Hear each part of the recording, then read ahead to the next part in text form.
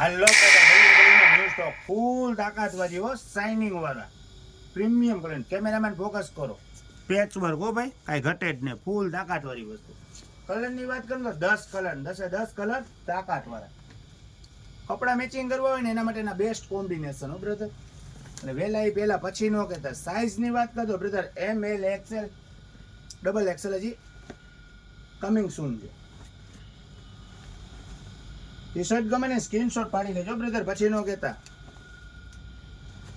વહેલા એ પહેલાના ધોરણે